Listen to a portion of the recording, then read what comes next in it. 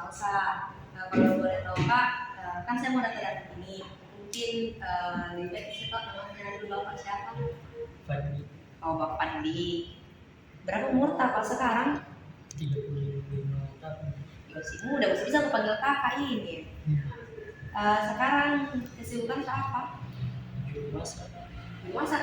Gimana ini? Jadi saya pilih restoran atau Restoran. restoran? Kalau pulang dari kerja atau mungkin ada hari libur begitu, kesibukan Kak? Aja sih. Gimana kita tinggal kalau nggak tahu Pak? Di jalan Cari Sendiri. Oh jalan sendiri. Oh dekat tidak sih itu Pak? Sekarang Pak, apa keluhan kita rasa? Dia suka kalau TikTok atau bersih terus saya di murah di sebelah kiri. Oh, dari di rumah sakit terus benar ada kasih kaki obat. Iya ada. Obat-obat apa yang kasih kaki kalau tahu? Obat paracetamol, aspirin, sama obat ibuprofen, sama ada juga kasih kayak salep gitu. Oh, ada kayaknya ruang di daerah tadi. Iya itu beberapa bisa kasih panas ini. Karena bisa ini ada masalah sebelumnya kenapa? Sekitar 1 bulan itu sudah ada operasi. Operasi apa kita? Kasih tumor paru-paru. Ini yang di sebelah sini Pak, kiri. Oh, sebelah kiri Pak. Terus Pak, apa kita rasakan hari ini? Dia tusuk sama panas. Tidak ada di keluarga Anda yang sempat begini kan Pak? Dari juga semua. Ada. Ini sebelumnya Pak, sebelum tak dia masih tumor begini kan Pak, didiagnosa sempat sakit apa Pak? Sempat mungkin batuk-batuk, panjang lama begitu Pak, sekitar 1 bulan hampir begitu. Sempat.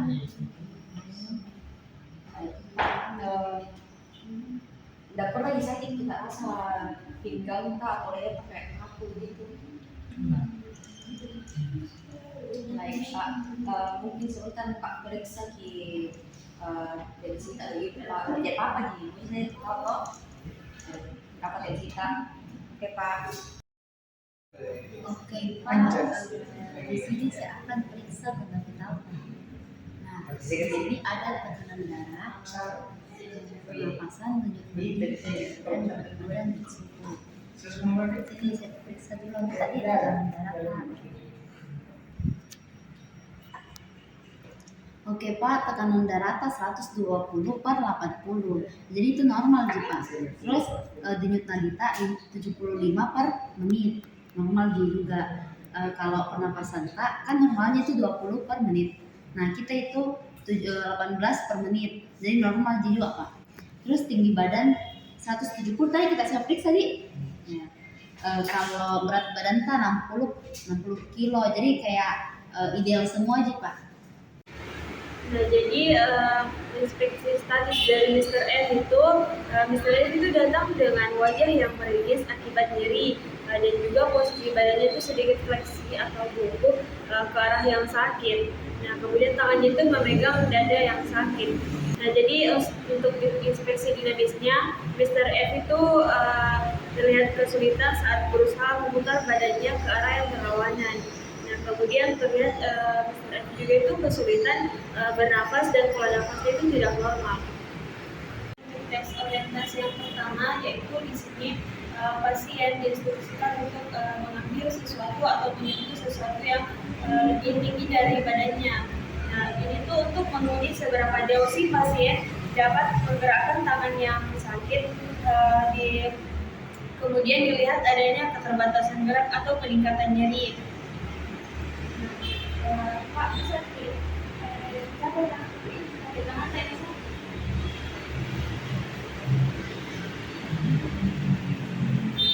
Nah, kemudian tes yang kedua yaitu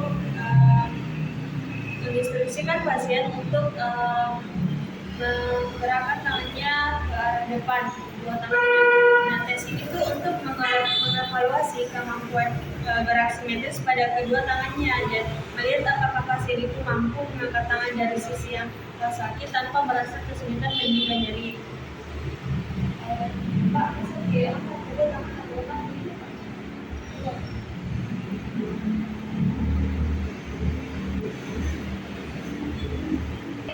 tes yang ketiga itu kita menginstruksikan pasien untuk melakukan rotasi atau berputar ke arah kanan dan ke arah kiri. Nah, jadi ini tuh bertujuan untuk menilai fleksibilitas tubuh dari pasien dan juga kemampuan rotasinya. Bapak bisa menambahkan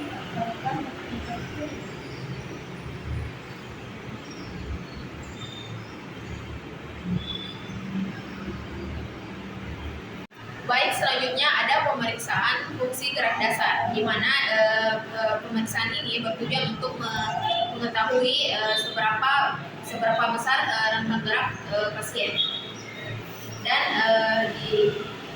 diikuti dengan pemeriksaan ROM dan memakai goniometer. Baik, di sini kita akan memeriksa fungsi gerak dasar pasien di radio shoulder pada gerakan fleksi sisi ekstra.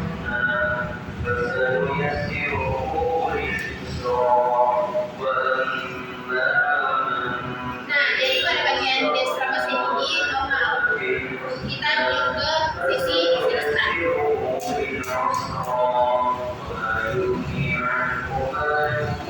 Nah, jadi pada sisi sinistra ini pasien merasakan nyeri, jadi gerakannya terbatas. Coba Pak kita ulangi gerakan yang tadi.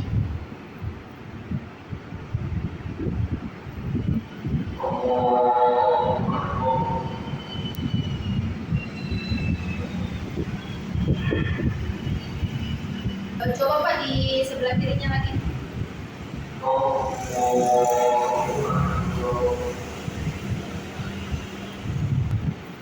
Jadi di sisi sinistra itu terbatas dan di sisi dekstra itu full RF.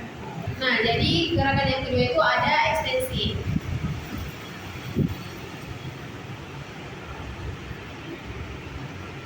Nah, jadi pada sisi dekstra pasien ini normal dan kita coba di sisi sinistranya. Nah, pada bagian sinistra ini pasien merasakan nyeri jadi terbatas. Coba Pak kita gerakan tangan tak seperti yang tadi di sini.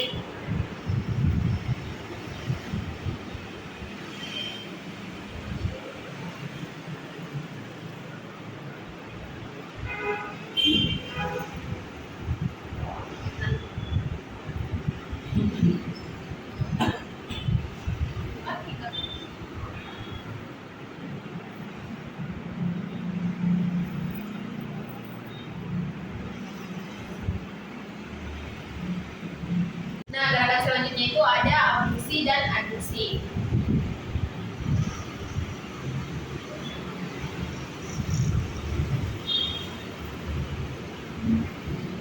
Nah, pada sisi destra pasien ini untuk gerakan abduksi dan abduksinya ini normal. Nah, untuk sinistranya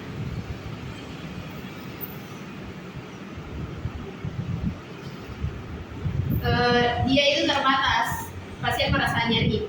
Kita ulang gerakan yang tadi dengan nyeri tak.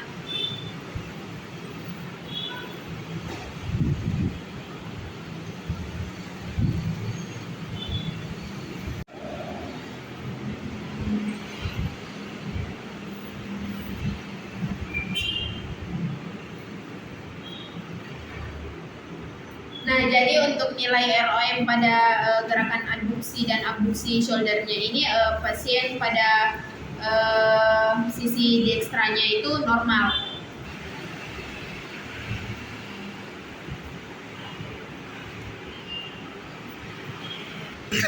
Nah, jadi untuk nilai ROM pada gerakan abduksi dan adduksi pasien ini di sisi sinistranya ini dia terbatas. Nah, selanjutnya ada gerakan internal rotasi dan eksternal rotasi.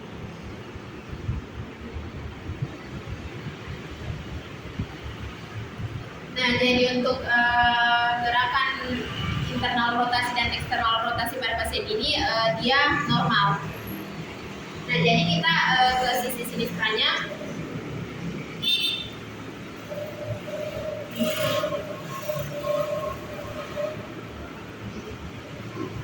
Jadi untuk sisi sinistranya ini pasien merasakan nyeri, jadi gerakannya terbatas. Coba Pak kita ulang gerakan yang tadi dengan sendiri tak?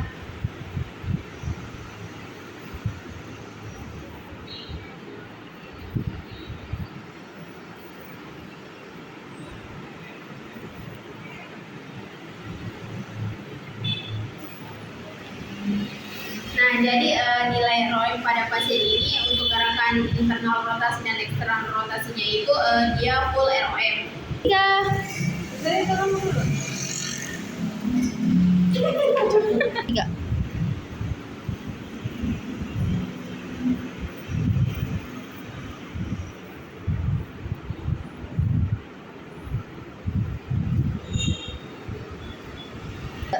Nah, jadi untuk nilai ROM pada sisi sinistra pasien ini untuk gerakan internal rotasi dan eksternal rotasinya ini dia terbatas, tidak full ROM. Selanjutnya itu ada gerakan protraksi, retraksi, elevasi, dan depresi. Nah, yang pertama itu kita akan melakukan gerakan protraksi. Nah, yang kedua itu ada retraksi. Lalu elevasi dan depresi. Nah, jadi untuk nilainya itu pasien ini pada sisi dekstranya itu pasien tidak mengalami nyeri, jadi normal. Nah, pada sisi sinistranya itu pasien merasakan nyeri, jadi gerakannya terbatas. Nah, selanjutnya kita akan memeriksa fungsi gerak dasar pasien di regiogram. Nah, yang gerakan yang pertama itu ada fleksi dan ekstensi.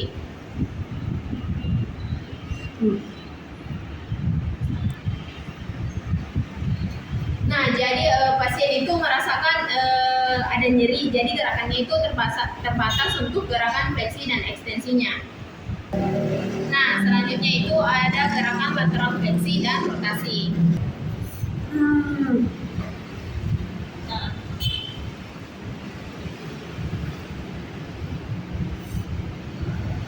Nah, jadi untuk gerakan lateral fleksi itu dan rotasinya pada pasien ini, pasien itu merasakan nyeri, jadi gerakannya terbatas. Baik, selanjutnya itu ada pemeriksaan visual analog scale atau VAS. Nah, baik Pak, di sini ada alatku untuk mengukur nyeri. Nah, kalau di sini itu tidak ada nyeri sama sekali, kalau di sini itu sangat nyeri. Jadi nanti saya tanya Ki, nanti baru kita yang tunjuk di mana kita rasa nyeri. Kalau yang begini Ki, Pak, ada kita rasa nyeri di mana Pak? Oh ya. Kalau saya tekan Pak,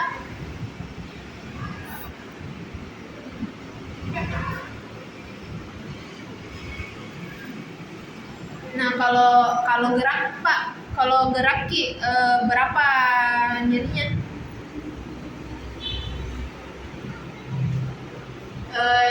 Jadi pada pemeriksaan visual analog scale pada pasien ini, pada nyeri yang ini hasilnya 3, berarti normal. Nah, yang kedua itu nyeri tekan, hasilnya itu 7, yaitu terganggu. Dan begitupun dengan nyeri gerak, hasilnya itu 6, berarti terganggu.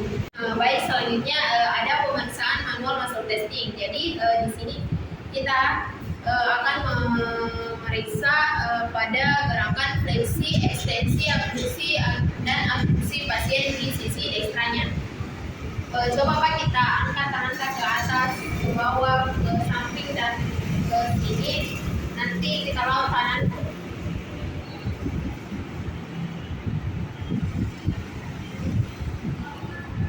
Tiga.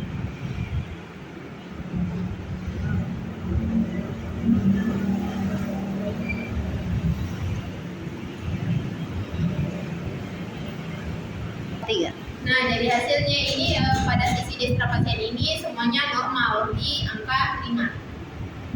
3.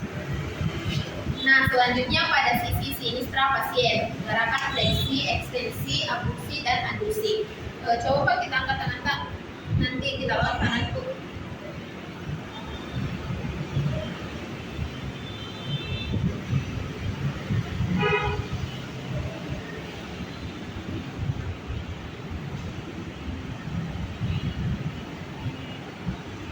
Tahan bertiga. Nah, jadi untuk nilainya itu ada di 3. Jadi pasien tidak bisa menahan tahanan. Baik, selanjutnya di sini kan pemeriksaan lingkar toraks, yaitu di bawah lengan. Tapi Pak bukan ke kanan Pak.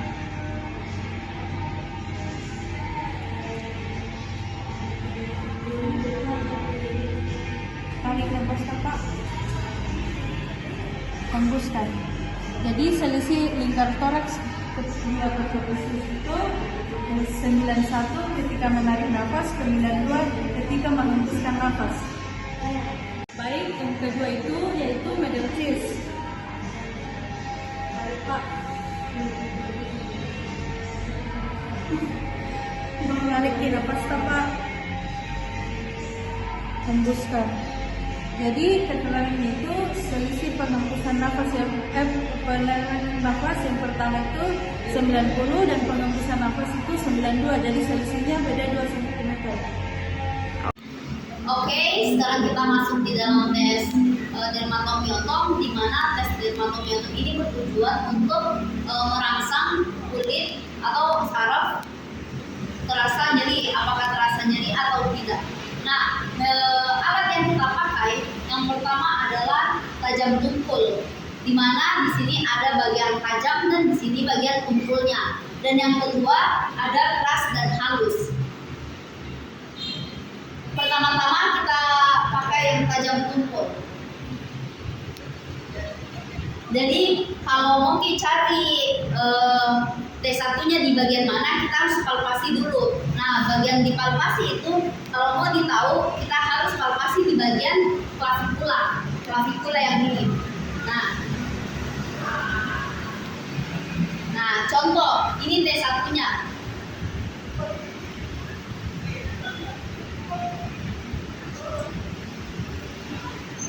Terasa Pak? Nah, itu dari tadi di bagian tajamnya, sekarang bagian tumpulnya. Terasa Pak? Oke. Sekarang masuk di dalam benda yang kasar dan halus.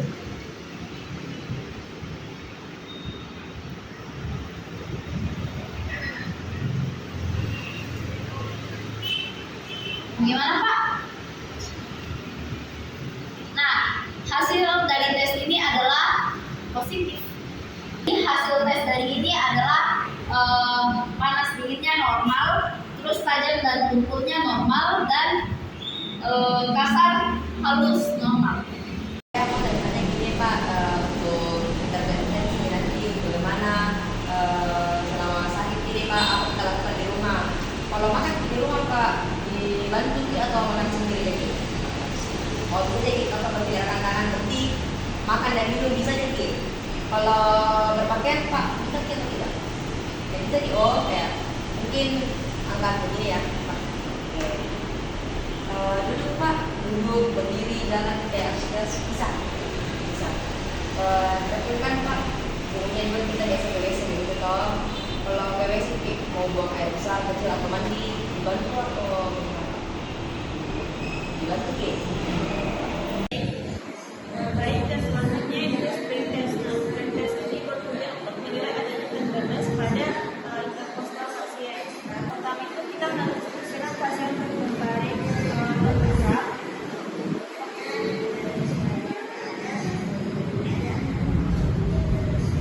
Nah, kemudian posisi tangannya itu menggantung.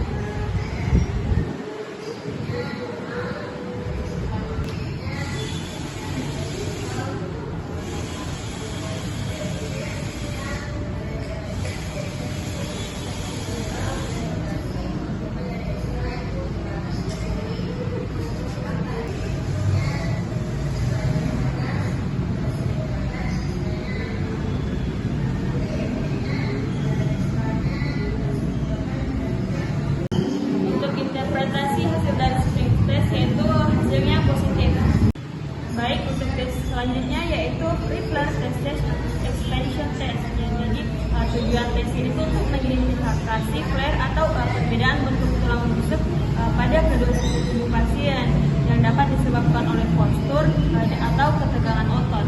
Jadi tes ini dapat dilakukan dalam duduk atau berdiri. Kemudian pasien diinstruksikan menarik nafas dengan dalam-dalam.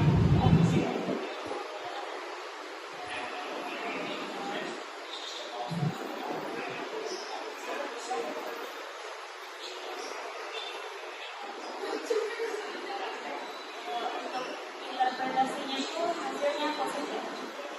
Baik, selanjutnya kita akan melakukan tes 100 Agayo. Kita balik ke belakang dulu ya Pak. Kita lihat. Balik Pak. Terus kita tekuk tangannya 90 derajat. Terus kita sisihkan tangan sini, terus kita dorong ini. Yang ikat badannya Pak. Ini benar. Ya benar Pak. Nah ini muncul sayap skapula. Kalau kita mau alternatif mudanya juga, kita bisa suruh pasien kalau yang masih muda itu atau masih kuat ototnya, kita bisa suruh dia push up di lantai atau di dinding supaya kita lihat sayap skapulanya. Terus untuk interpretasinya di sini dia itu hasilnya positif karena sayap skapulanya terlihat. Misalnya kita abduksikan tangan pasien 90 derajat. Harusnya kita pakai sanggahan di sini teman-teman. Terus kita fiksasikan di skapulanya, lalu kita angkat naik seperti ini.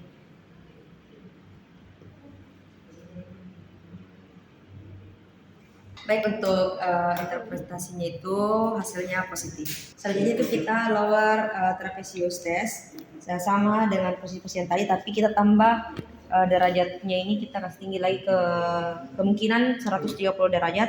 Lalu kita angkat sama tadi tangan fiksasinya, terus kita angkat naik begini. Oke. Untuk hasilnya itu positif. Berikut tes yang akan kita lakukan adalah upper trapezius test, di mana kita menginstruksikan pasien kita untuk duduk dengan nyaman, lalu mengangkat tangannya 120 derajat. Nah, terapis berada di belakang pasien. Terus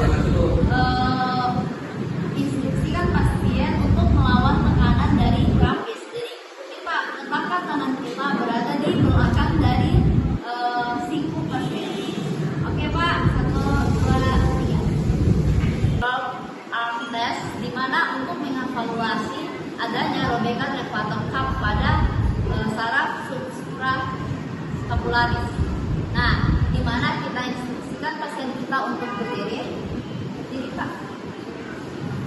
Lalu kita mengangkat tangan pasien 90 derajat. Lalu kita minta pasien untuk telapak tangan menuju ke bawah. Lalu kita instruksikan pasien untuk turun perlahan-lahan. Turunkan perlahan Pak. Oke, tes kedua ini bisa kita lakukan dengan menginstruksikan pasien untuk mengangkat sedikit bahunya, Pak. Lalu abduksi sedikit. Abduksi. Ya. Lalu kita memberikan tekanan pada pasien dan pasien itu melawan tekanan yang kita berikan. Oke, mulai Pak. 1, 2, 3. Ya baik, kita akan melakukan tes pectoralis minor. Jadi pasien disuruh berbaring dan memfleksikan tangannya 90 derajat ke atas, ke depan.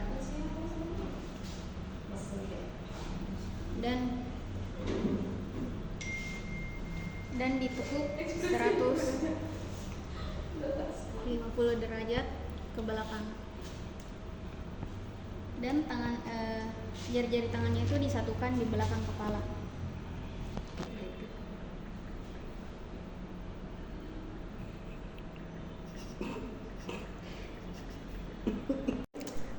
Baik, kita akan melakukan tes pectoralis major length.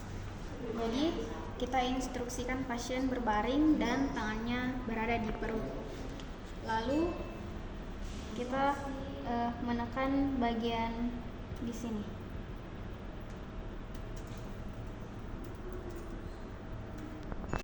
Baik, selanjutnya kita akan melakukan sulcus test. Jadi kita instruksikan pasien untuk berdiri atau duduk, lalu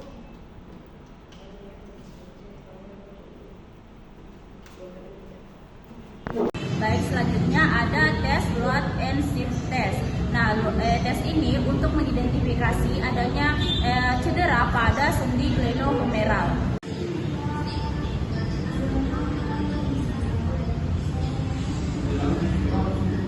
Baik, selanjutnya ada tes MD Can test. Nah, tes ini untuk mengidentifikasi kekuatan otot pada otot supraspinatus.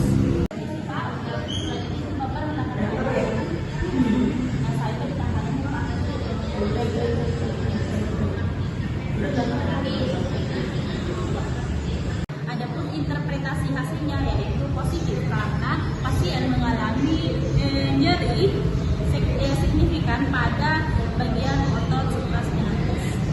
Nah, selanjutnya ada Yergason test. Yergason test ini untuk mengidentifikasi adanya cedera pada tendon bisep brachii.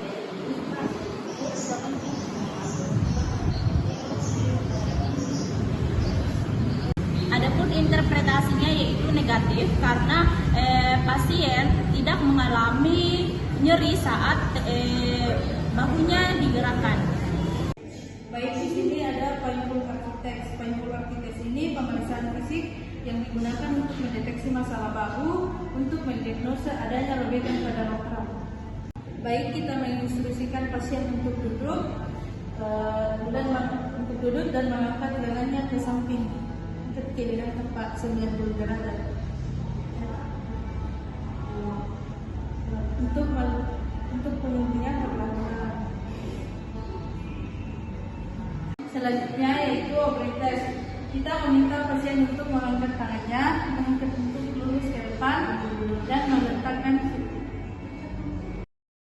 Setelah melakukan beberapa tes, kita sudah menemukan diagnosa dari pasien intercostal neuritis ini, yaitu nyeri seperti ditusuk-tusuk disertai sensasi panas pada bagian dada sinistra. Dan nyeri ini akan terjadi jika pasien itu batuk, bersin, dan menarik napas dalam. Nah, penyakit diagnosa ini juga mempengaruhi fungsi ADL seperti toileting. Jadi pasien ini tidak bisa pergi ke kamar mandi atau berpakaian. Problem yang bisa kita dapat pada pasien adalah problem primer, di mana problem primer ini nyeri, keterbatasan gerak.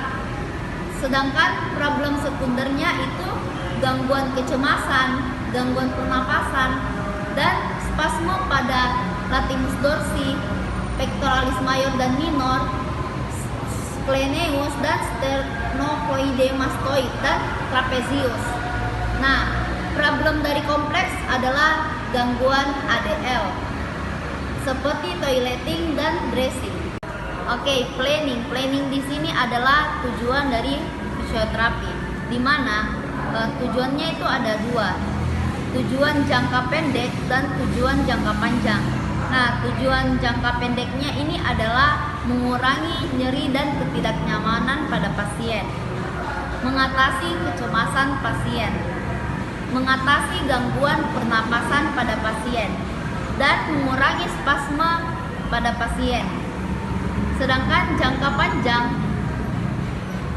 yaitu meningkatkan ROM, mengembalikan postur tubuh pada pasien, dan mengembalikan dan meningkatkan fungsi ADL dari pasien. Oke Pak, di sini ada program dari fisioterapi di mana setiap kita datang ke fisioterapi pasti dikasih arah tim. Contoh untuk mengurangi nyeri. Nah, di sini yang ada pertama gangguan kepercayaan diri dan kecemasan. Nah, di mana modalitas yang bisa kita berikan adalah komunikasi terapeutik. sekali. Nah, pasien itu harus fokus pada terapi ini. Terus kita bisa memberikan kata-kata motivasi. Contohnya itu kayak, meskipun rasa sakitnya ini berat, ingat Ki, kalau misalnya tubuh itu kuat Ki, bisa Ki lalui ini. Langkah kecil menuju pemulihan adalah sebuah kemenangan Pak. Nah, ini dilakukan selama proses fisioterapi. Problem kedua, memperlancar sirkulasi darah pasien. Nah, ini modalitas yang bisa kita pilih adalah inframerah, di mana kita bisa berikan 1 kali sehari. Terus jarak kulit dari inframerah ini 35 sampai 45 cm. Nah, pemberian waktu diberikan selama 5 menit. Kenapa 5 menit? Supaya kulit yang dikasih inframerah itu tidak terbakar. Nah, di sini juga ada yang ketiga, yaitu nyeri. Nah, modalitas yang bisa diberikan adalah interfacial current therapy. Ini bisa diberikan 1 kali sehari, terus 30 AM. Nah, diberikan ini selama 10 menit. Oke, yang keempat ada spasme upper trapezius, di mana modalitas yang bisa kita kasih itu sebagai exercise terapi. Oke, yang kelima itu ada gangguan pernapasan. Yang bisa kita berikan adalah breathing exercise diafragma. Nah, di sini 1 kali sehari, 15 hitungan 3 kali replikasi. Dan modalitas yang bisa kita berikan adalah hot relax, yang kayak tadi yang dilakukan. Terus durasi waktu itu bisa diberikan 2 menit. Yang keenam adalah gangguan postural, di mana modalitas yang bisa kita berikan adalah bedded exercise, di mana contohnya itu seperti shoulder rolls atau side intercostal stretch, di mana kita instruksikan pasien untuk duduk tegak di kursi dengan kaki rata di lantai. Tidak bisa. Nah, angkat tangan ke atas kepala.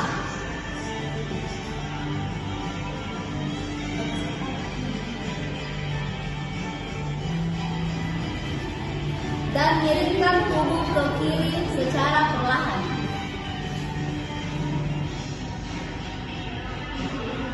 Nah, tahan selama 15 sampai 20 detik sambil bernapas dalam-dalam, lalu kembali ke posisi awal.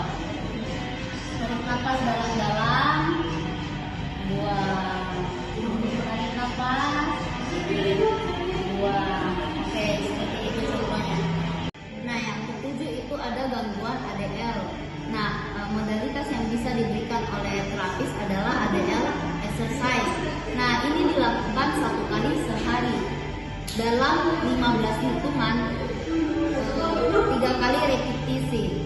Nah, ini adalah PNF self care deficit. Nah, dilakukan selama 2 menit. Nah, yang ke-8 itu ada keterbatasan gerak, di mana modalitas yang bisa diberikan adalah modalitas listrik, manual terapi, dan exercise terapi.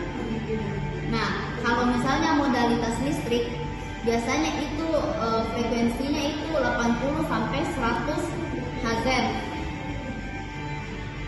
Dan contoh alatnya yang bisa itu TENS. Terus kalau manual terapi itu 2 kali seminggu dilakukan dalam hitungan 15 hitungan. Terus contohnya itu bisa lakukan deep tissue. Terus waktu durasinya itu 15 sampai 20 menit, Pak. Dan yang terakhir ada exercise terapi, di mana dilakukan 2 kali sehari.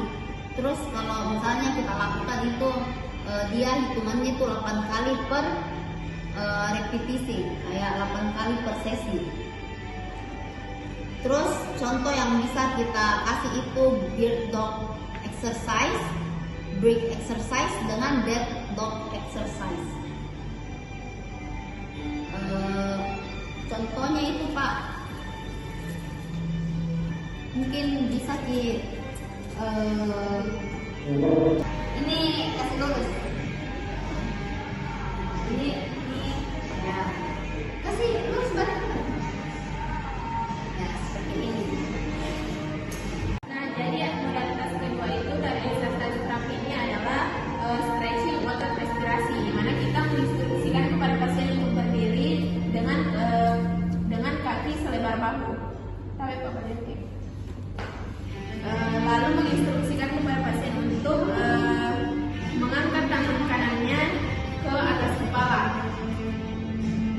lalu memberikan tubuhnya ke arah sebaliknya.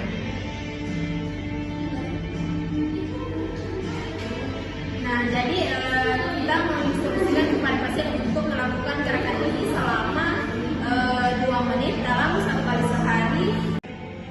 Exercise terapi yang ketiga, kita bisa menggunakan how to relax, di mana contohnya itu seperti lower back stretch.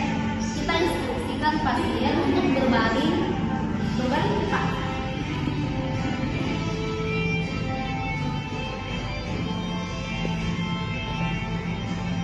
Tarik lutut Pak, lipat ke lutut Pak, tarik pakai tangan Pak, lipat dua-duanya Pak. Paksa Pak. Ya, ini bisa kita lakukan selama 15 sampai 20 detik. Nah, untuk durasinya, Pak. Untuk durasinya itu kita bisa berikan 1 kali sehari, 15 hitungan 3 kali repetisi, dan dilakukan selama 2 menit.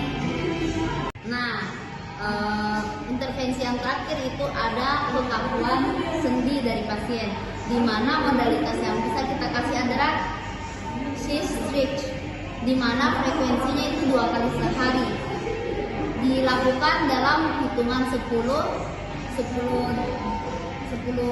Pak, kayak 1, 2, 3, 4, 5, 6, 7, 8, 9, 10.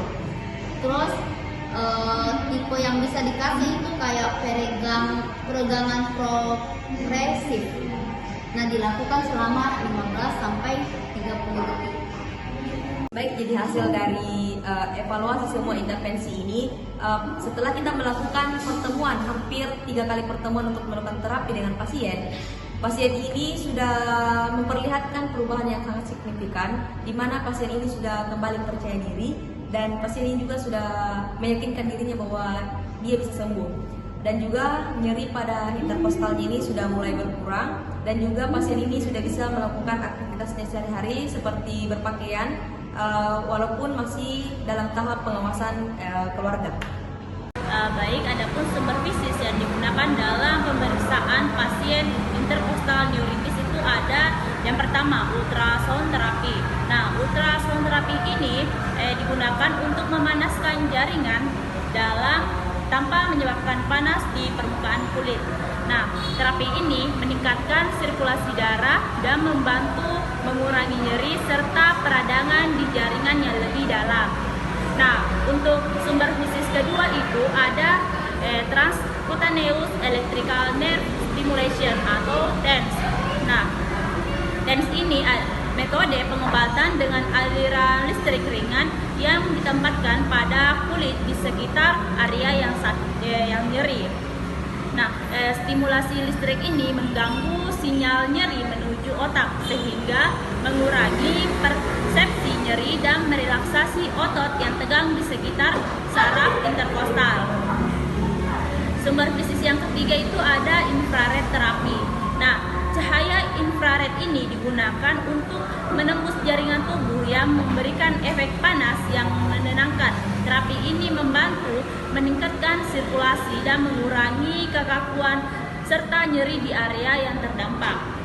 Baik, setelah melakukan terapi, pasien itu perlu melakukan home program agar tetap melakukan pelatihan di rumah. Nah, latihan tersebut itu dapat berupa latihan finger ladder, mengangkat kedua lengan ke atas, seperti abduksi, elevasi shoulder, breathing exercise, dan self stretching.